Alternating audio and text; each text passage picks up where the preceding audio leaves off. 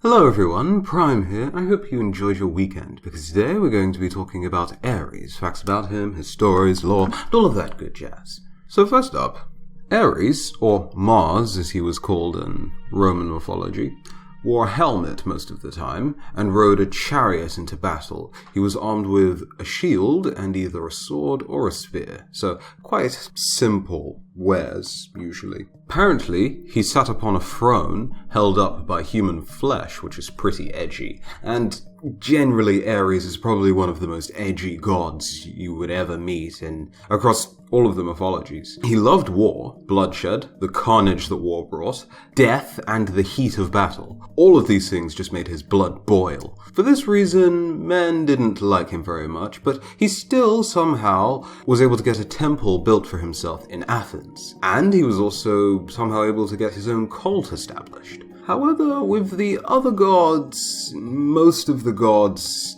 they also, just like men and women, didn't really like him very much. He was one of the many sons of Zeus and Hera, and brother to the goddess Aletheia and the goddess Hebe. Aletheia was a symbol of childbirth and was born in a cave near Crete that became a significant place of her worship. And the goddess of use was Hebe. Her worship was largely accepted throughout Greek society. Despite her status as a goddess, she was very happy to serve, and this developed a custom for daughters of Greek households, serving guests or assisting in this area. Back onto Ares though, as I said, a lot of the other gods really didn't like Ares, for the same reason that the humans did. He just liked carnage, bloodshed, and brutality. Most of the other gods were not fans of this. He was the half-brother to Athena, Aphrodite, Apollo, Artemis, Hermes, Dionysus, and Hephaestus. Dionysus being Bacchus in Roman mythology, and Hephaestus being Vulcan in Roman mythology.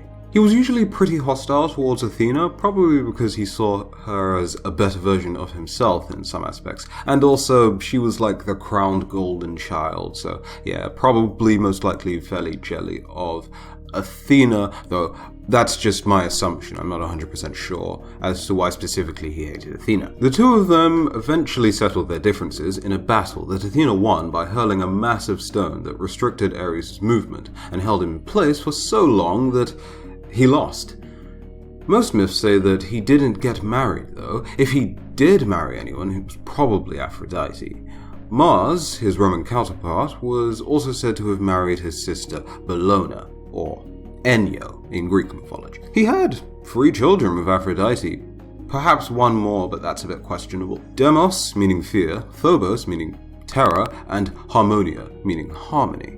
Aphrodite was promised to Vulcan, and when he caught the two of them in bed, he was none too pleased. You remember that scene from Game of Thrones where Cersei Lannister's paraded through the streets whilst the very religious woman behind her is ringing a bell and saying shame as she's just marched through the streets while the people throw waste at her? Well, a similar thing happened to both Ares and Aphrodite. When Vulcan caught them in bed, and yes, I'm going to be using the Roman name because it's a bit easier for me. Sorry if that will be confusing, but Roman name. He tied an invisible binding between them and the bed in which they laid and paraded them through the streets. I'm not sure if poop was thrown, but they were still shamed all the same. Now, apparently they also created Anteros, but I'm not too sure about that. And some myths say that Nike was also the daughter of Ares, but most likely it was Styx and Pallas. Now here's an interesting little tidbit about Poseidon's family.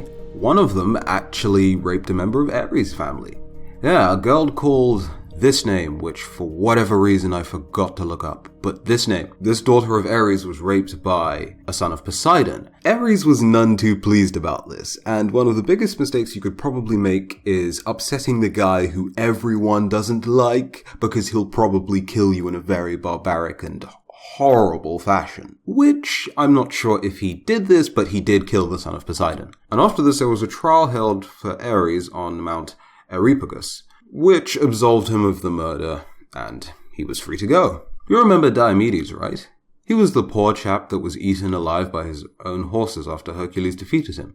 Well, Diomedes was actually one of the sons of Ares, who, with Athena's help, managed to grievously injure the war god during the Trojan War, causing him to scream with the cries of 10 men. I'm sure that must have been very scary for everyone involved in the battle, except for, those gods that are said to be fearless. I'm not sure how many gods are said to be fearless. The whole horse-eating incident wasn't the only time that Hercules was around when one of Ares' children were murdered. But bear in mind, when I say children, these are mortal children, so I suppose demigod, half-god children. Diomedes wasn't the only one of Ares' mortal children, because Diomedes was a mortal child that was killed, and Hercules was involved in, responsible, or just around in the area when that happened. Hippolyte, queen of the Amazons, was actually murdered by one of her Amazon subjects. If not, then Hercules killed him. As to which one was the more believed myth, I'm not too sure,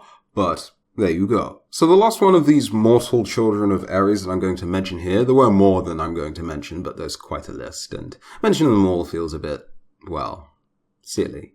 Cygnus was a prince who captured the sacred grove of Apollo, at which he stole offerings to the god and killed a pilgrim or two just because he felt like it, or because he could, or he's kind of a dick. That's the point.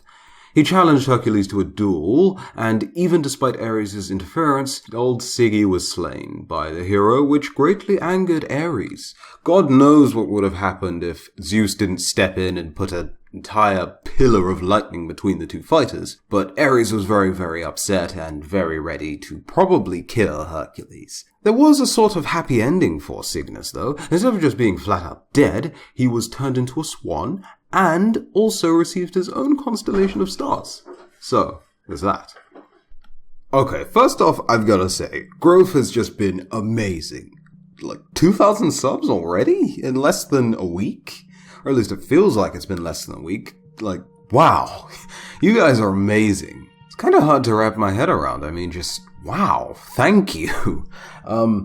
I've never been good at saying thank you. I'm sorry. But yes, thank you. And also, thank you for making it to the end of the video. If you enjoyed it, which I really hope that you did, then go ahead and leave a like. I've got a ton of gods on my plate now as far as requests are concerned, and I'm probably still going to be taking more because I'd feel bad if I stopped taking requests, so disregard what I said last video about not taking any more requests. But I'm probably going to be doing these at random now.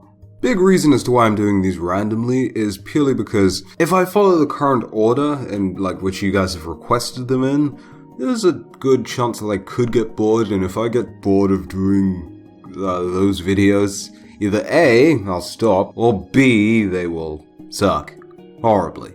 So this is really a better choice for us all.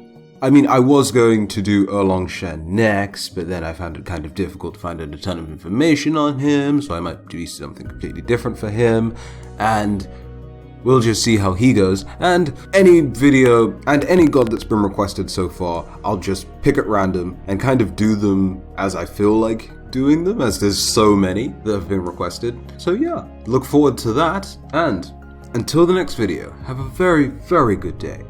I've been Prime, and I'll see you in the next one. Bye-bye.